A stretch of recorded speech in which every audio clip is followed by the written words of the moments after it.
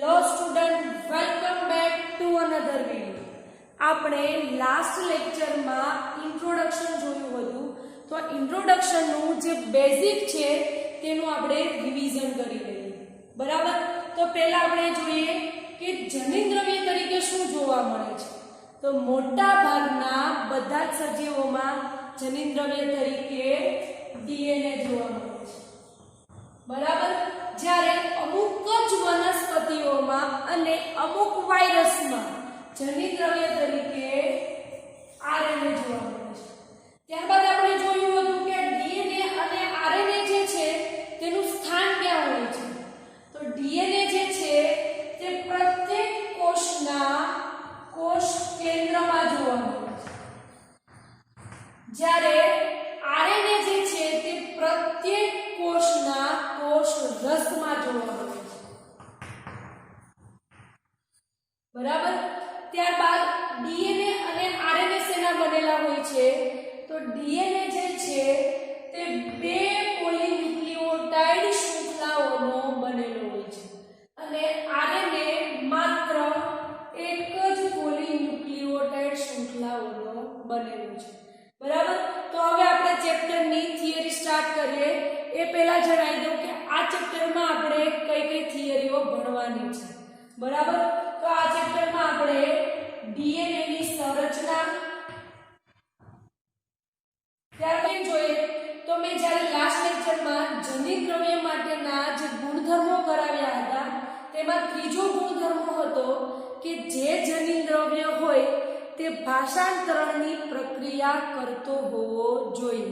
તો એમાં મેં તમને સિક્વન્સ કીધી હતી કે જ્યારે ડીએનએ માંથી પોતાના જેવી જ પ્રતિકૃતિનું નિર્માણ થાય તેને શું કહેવાય? સ્વયંજનન. તો આ ચેપ્ટરમાં આપણે સ્વયંજનનની પ્રક્રિયા કેવી રીતે થાય છે ડિટેલમાં જોવાની. ત્યારબાદ સેકન્ડ શું હતું કે ડીએનએ માંથી પ્રત્યાંકનની પ્રક્રિયા દ્વારા એમઆરએનએ નું નિર્માણ થાય છે. તો આપણે જોવાનું છે કે ડીએનએ માંથી કેવી રીતે પ્રત્યાંકનની પ્રક્રિયા દ્વારા એમઆરએનએ નું નિર્માણ થાય છે. અને ત્યારબાદ ત્રીજું હતું કે એમઆરએનએ માંથી ભાષાંતરણની પ્રક્રિયા દ્વારા પ્રોટીનનું નિર્માણ થયું. તો એ જોવાનું છે કે કેવી રીતે ભાષાંતરણની પ્રક્રિયાથી પ્રોટીનનું નિર્માણ થાય છે. ત્યારબાદ હ્યુમન જીનોમ પ્રોજેક્ટ, જેને HGP તરીકે ઓળખવામાં આવે છે, લેબ ઓપેરન્ટ, ડીએનએ ફિંગરપ્રિન્ટ, આ બધી થિયરીઓ આપણે આ ચેપ્ટરમાં ભણવાની છે. કઈ કઈ? ડીએનએ ની સંરચના, સ્વયંજનન, પ્રત્યાંકન, ભાષાંતરણ, હ્યુમન જીનોમ પ્રોજેક્ટ, લેબ ઓપેરન્ટ અને ડીએનએ ફિંગરપ્રિન્ટ. તો આપણે ચેપ્ટરની શરૂઆત કરીએ. પહેલા મેં લાસ્ટ લેક્ચરમાં કીધું હતું કે ડીએનએ અને આરએનએ જે છે તે શેના બનેલા હતા? પોલીન્યુક્લિઓટાઇડ શૃંખલાઓ. બરાબર? તો જોઈએ આપણે પોલીન્યુક્લિઓટાઇડ શૃંખલાની સંરચના. બરાબર? પોલીન્યુક્લિઓટાઇડ શૃંખલાની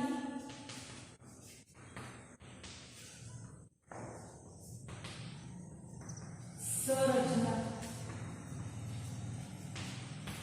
મેં લાસ્ટ લેક્ચરમાં ન્યુક્લિઓટાઇડની તમને વ્યાખ્યા કીધી હતી કે જ્યારે શૃંખલામાં નાઇટ્રોજન બેઝ, શર્કરા અને ફોસ્ફેટ આ ત્રણે ત્રણ જ્યારે એકબીજા સાથે જોડાય તેને શું કહેવાય? ન્યુક્લિઓટાઇડ. શું થશે? જ્યારે શૃંખલામાં શું જોડાશે? નાઇટ્રોજન બેઝ,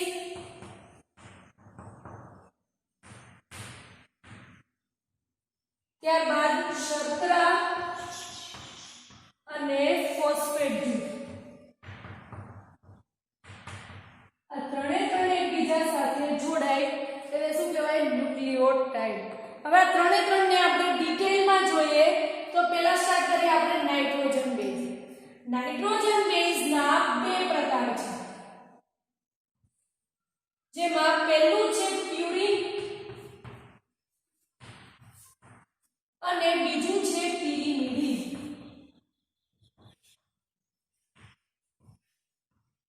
બરાબર? બંનેનું સ્ટ્રક્ચર જોઈએ તો પ્યુરિન જે છે સ્ટ્રક્ચર ડબલ રિંગ વાળું હોય છે, જ્યારે પિરિમિડિનનું સ્ટ્રક્ચર એક જ રિંગ વાળું હોય છે. યાદ રાખજો, પ્યુરિનનું સ્ટ્રક્ચર કેવું હોય છે? ડબલ રિંગ વાળું, જ્યારે પિરિમિડિનનું સ્ટ્રક્ચર માત્ર એક જ રિંગ વાળું હોય છે. હવે જોઈએ કે પ્યુરિન અને પિરિમિડિનમાં શેનો સમાવેશ થશે? તો પ્યુરિનમાં AG નો સમાવેશ થશે, જ્યારે પિરિમિડિનમાં CTU. બરાબર? પ્યુરિનમાં શેનો સમાવેશ થશે? AG. પિરિમિડિનમાં CTU. બરાબર? હવે જોઈએ કે આ બધાના પૂરું નામ શું છે? એનું પૂરું નામ છે એડેનિન, જીનું પૂરું નામ છે ગ્વાનિન, અથવા તો તેને ગ્વાનોસાઇન તરીકે પણ લખી શકાય. ત્યારબાદ સી નું પૂરું નામ છે સાઇટોસિન, ટી નું પૂરું નામ છે થાઇમિન અને યુ નું પૂરું નામ છે યુરેસિન. બરાબર? હવે જોઈએ કે આ જે નાઇટ્રોજન બેઝ છે પ્યુરિન અને પિરિમિડિન, જેમાં શેનો સમાવેશ થાય છે? પ્યુરિનમાં એડેનિન અને ગ્વાનિન, પિરિમિડિનમાં સાઇટોસિન, થાઇમિન અને યુરેસિન. બરાબર? તો આ નાઇટ્રોજન બેઝ જે છે તે ડીએનએ માં કઈ જોવા મળશે અને આરએનએ માં કઈ જોવા મળશે? તો જોઈએ પહેલા ડીએનએ માં કઈ નાઇટ્રોજન બેઝ જોવા મળે છે. બરાબર? તો ડીએનએ માં એડેનિન જોવા મળશે, ત્યારબાદ થાઇમિન જોવા મળશે, સાઇટોસિન જોવા મળશે અને ગ્વાનિન જોવા મળશે. એટલે કે ATCG જે શેમાં જોવા મળશે? ડીએનએ. બરાબર? હવે જોઈએ આરએનએ માં શું જોવા મળે છે? તો આરએનએ માં પણ એડેનિન આવેલું હોય છે, પરંતુ ખાસ યાદ રાખજો અહીંયા ડીએનએ અને આરએનએ વચ્ચેનો એક બીજો તફાવત છે કે ડીએનએ માં શું જોવા મળે છે? થાઇમિન જોવા મળે છે, જ્યારે આરએનએ માં થાઇમિનના સ્થાને યુરેસિન જોવા મળશે. બરાબર? તો થાઇમિનના સ્થાને અહીંયા શું આવ્યું? યુરેસિન. તો આપણે ડીએનએ અને આરએનએ વચ્ચેનો બીજો તફાવત છે. બરાબર? પહેલો કયો હતો કે ડીએનએ બે પોલીન્યુક્લિયોટાઇડ શૃંખલાઓનો બનેલો છે, જ્યારે આરએનએ માત્ર એક જ પોલીન્યુક્લિયોટાઇડ શૃંખલાઓનો બનેલો છે. બરાબર? અને આજે છે તે બીજો તફાવત થયો કે ડીએનએ માં થાઇમિન જોવા મળશે, જ્યારે આરએનએ માં થાઇમિનના સ્થાને શું જોવા મળશે? યુરેસિન. ત્યારબાદ સાઇટોસિન અને ગ્વાનિન એ પણ ડીએનએ ની જેમ આરએનએ માં જોવા મળશે. એટલે કે એડેનિન, સાઇટોસિન અને ગ્વાનિન આ ત્રણે ત્રણ કોમન છે કે જે ડીએનએ માં હશે એ જ આરએનએ માં હશે, પણ તફાવત ક્યાં થશે કે ડીએનએ માં થાઇમિન આવેલું હોય છે, જ્યારે આરએનએ માં થાઇમિનના સ્થાને યુરેસિન જોવા મળે છે. બરાબર? હવે જોઈએ શર્કરા. તો શર્કરા જે છે ડીએનએ માં અને આરએનએ માં જે જોવા મળે છે તે પેન્ટોઝ શર્કરા જોવા મળે છે. પેન્ટોઝ નો મતલબ થાય 5 કાર્બન વાળી શર્કરા. બરાબર? તો આપણે જોઈએ કે ડીએનએ માં કઈ શર્કરા જોવા મળે છે અને આરએનએ માં કઈ શર્કરા જોવા મળે છે.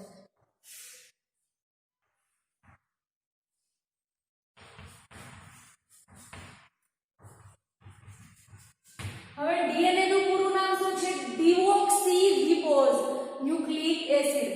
બરાબર? તો ડીએનએ માં જે શર્કરા જોવા મળે છે તે ડીઓક્સીરીબોઝ શર્કરા જોવા મળે છે.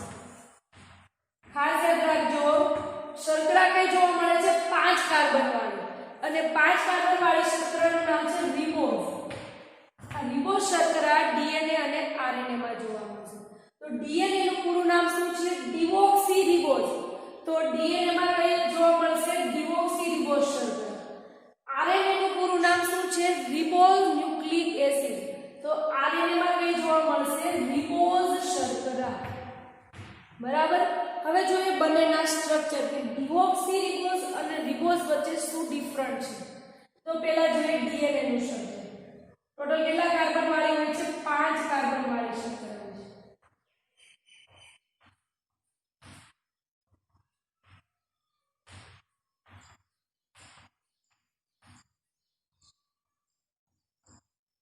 આ પહેલો કાર્બન, આ બીજો. આ પહેલો કાર્બન, આ બીજો કાર્બન, ત્રીજો, ચોથો અને આ પાંચમો કાર્બન. બરાબર. આ જે છે તે ડિઓક્સી રિબોઝ શર્કરા છે. હવે આપણે ડ્રો કરીએ રિબોઝ શર્કરા. તો રિબોઝ શર્કરાના 5 કાર્બન વાળી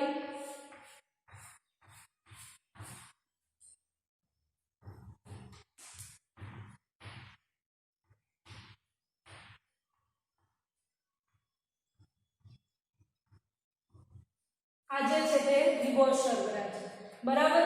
આ પહેલો કાર્બન, બીજો, ત્રીજો, ચોથો અને આ પાંચમો.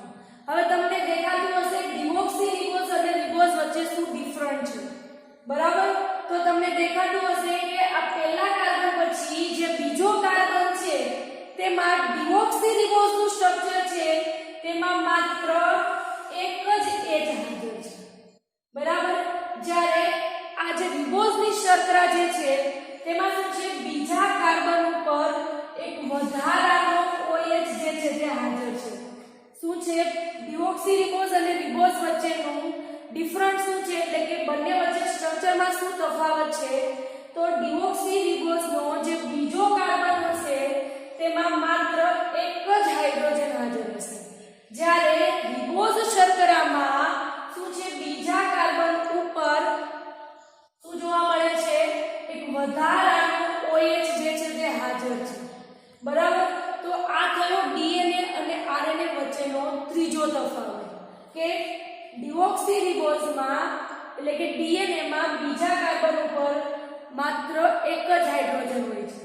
જ્યારે RNA ની જે શર્કરા છે તેમાં બીજા કાર્બન ઉપર એક વધારાનો OH હાજર હોય છે.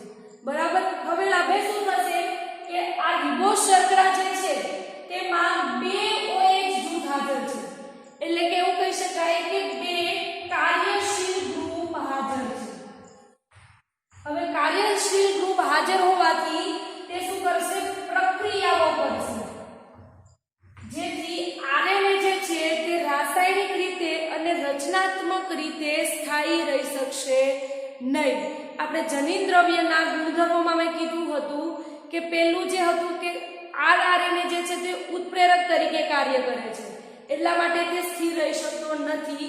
અને હજુ બીજું સ્થિર ન રહેવાનું કારણ એ છે કે RNA ની જે શર્કરા જે છે તેમાં બે કાર્યશીલ ગ્રુપ હાજર છે અને બે કાર્યશીલ ગ્રુપ હાજર હોવાથી તે શું કરશે પ્રક્રિયાઓ કરશે અને પ્રક્રિયાઓ કરશે એટલે RNA સ્થાયી રહી શકશે નહીં. જ્યારે આપણે DNA નું સ્ટ્રક્ચર જોઈએ તો DNA માં એક જ OH હાજર છે એટલા માટે તે પ્રક્રિયાઓ કરશે પણ એકદમ ધીમી કરશે એટલે તે રાસાયણિક રીતે અને રચનાત્મક રીતે સ્થાયી રહી શકશે. જ્યારે RNA માં બે ગ્રુપ હોવાથી તે પ્રક્રિયાઓ થોડી ઝડપી કરશે જેથી તે સ્થાયી રહી શકશે નહીં. બરાબર. નેક્સ્ટ જોઈએ ત્રીજું ફોસ્ફેટ જૂથ.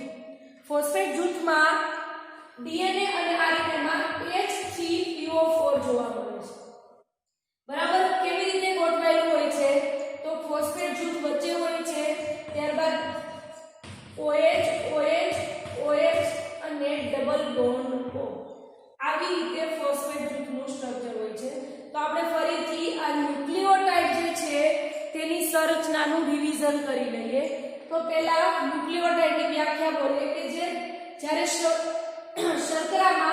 શૃંખલામાં નાઇટ્રોજન બેઝ શર્કરા અને ફોસ્ફેટ જૂથ ત્રણે હાજર હોય તેને શું કહેવાય ન્યુક્લિયોટાઇડ. બરાબર. હવે ડિટેલમાં જોઈએ નાઇટ્રોજન બેઝના બે પ્રકાર છે પ્યુરિન અને પિરિમિડિન. પ્યુરિનનું સ્ટ્રક્ચર બેરિંગ વાળું હોય છે જ્યારે પિરિમિડિનનું સ્ટ્રક્ચર માત્ર એક જ રિંગ વાળું હોય છે. બરાબર. પ્યુરિનમાં શેનો સમાવેશ થશે AG, પિરિમિડિનમાં CTU. બરાબર. એડેનિન, ગ્વાનિન, સાઇટોસિન, થાઇમિન અને યુરેસિન. હવે જોવાનું છે કે DNA અને RNA માં કઈ નાઇટ્રોજન બેઝ આવેલી હોય છે તો DNA માં ATCG જ્યારે RNA માં એડેનિન અને થાઇમિનના સ્થાને શું આવેલું હોય છે યુરેસિન. બરાબર. ત્યારબાદ C અને G બંને DNA માં હશે એવું જ RNA માં હશે. સેકન્ડ જોઈએ શર્કરા. શર્કરા કઈ જોવા મળે છે પેન્ટોઝ શર્કરા એટલે કે 5 કાર્બન વાળી શર્કરા. બરાબર. તો 5 કાર્બન વાળી શર્કરા કઈ હશે? રિબોઝ. ડીએનએ નું પૂરું નામ શું છે? Deoxy ribose nucleic acid. એટલે તેમાં શું જોવા મળશે? ડિઓક્સી રિબોઝ શર્કરા જોવા મળશે. આરએનએ નું પૂરું નામ શું છે? Ribose nucleic acid. બરાબર. તો તેમાં કઈ શર્કરા જોવા મળશે? રિબોઝ. બંને સ્ટ્રક્ચરમાં તફાવત શું છે કે ડીએનએ માં બીજા કાર્બન ઉપર માત્ર એક જ હાઇડ્રોજન આવેલો હોય છે, જ્યારે રિબોઝ વાળી શર્કરા એટલે કે આરએનએ ની જે શર્કરા છે તેમાં બીજા કાર્બન ઉપર એક વધારાનો OH હાજર હોય છે. આવી રીતે નીચે બે OH હાજર છે એટલે કે બંને કાર્યશીલ ગ્રુપ હાજર હોવાથી આરએનએ જે છે તે પ્રક્રિયાઓ કરશે જેથી તે સ્થાયી રહી શકશે નહીં, જ્યારે ડીએનએ માં માત્ર એક જ OH જૂથ હાજર છે. એવું કહી શકાય કે માત્ર એક જ કાર્યશીલ ગ્રુપ હાજર છે જેથી તે પ્રક્રિયાઓ કરશે પણ ધીમી કરશે, એટલા માટે ડીએનએ જે છે તે સ્થાયી રહી શકશે. બરાબર. ત્યારબાદ ફોસ્ફેટ જૂથમાં H3PO4 ફોસ્ફરસ OH અને ડબલ બોન્ડ O. બરાબર. હવે આપણે જોવાનું છે કે આ શર્કરા, નાઇટ્રોજન બેઝ અને ફોસ્ફેટ જૂથ જે છે તે ત્રણે ત્રણ એકબીજા સાથે કેવી રીતે જોડાય છે, તો આપણે એનું સ્ટ્રક્ચર જોઈએ. તો પહેલા આપણે ડ્રો કરીએ શર્કરા. શર્કરા કઈ હોય છે? 5 કાર્બન વાળી પેન્ટોઝ શર્કરા. આ પહેલો કાર્બન, બીજો, ત્રીજો, ચોથો અને ત્યારબાદ આ જે છે તે 5મો. બરાબર. હવે ખાસ યાદ રાખજો, શર્કરાના પહેલા કાર્બન સાથે નાઇટ્રોજન બેઝ જોડાશે. ફરીથી કહું છું, શર્કરા જે છે તેનો પહેલો કાર્બન હશે એ પહેલા કાર્બન સાથે નાઇટ્રોજન બેઝ જોડાશે.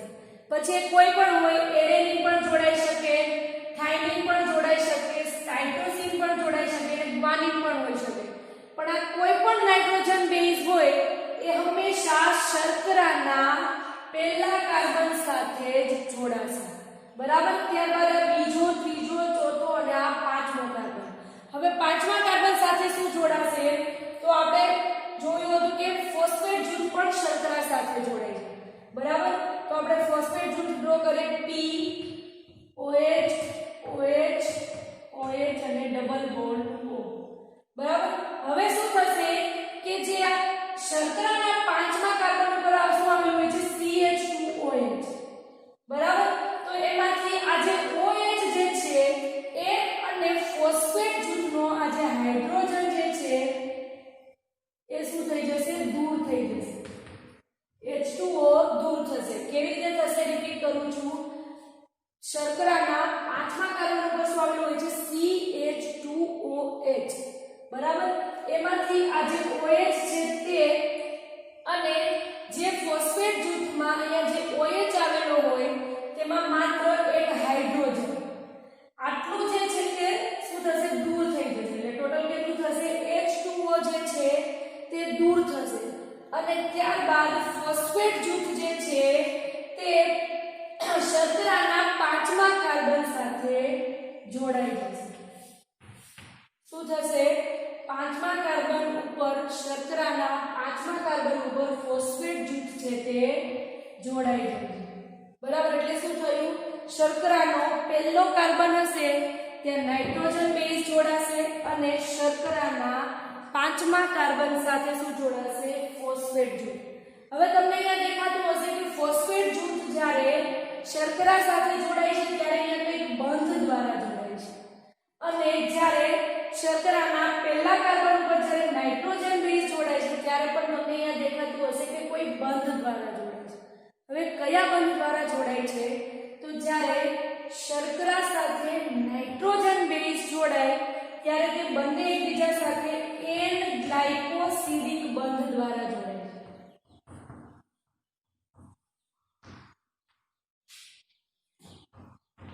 MCQ માટે ખાસ યાદ રાખજો, શર્કરા અને નાઇટ્રોજન બેઝ બંને એકબીજા સાથે N ગ્લાયકોસિડિક બંધ દ્વારા જોડાય છે. બરાબર. અને શર્કરા જ્યારે ફોસ્ફેટ જૂથ સાથે જોડાય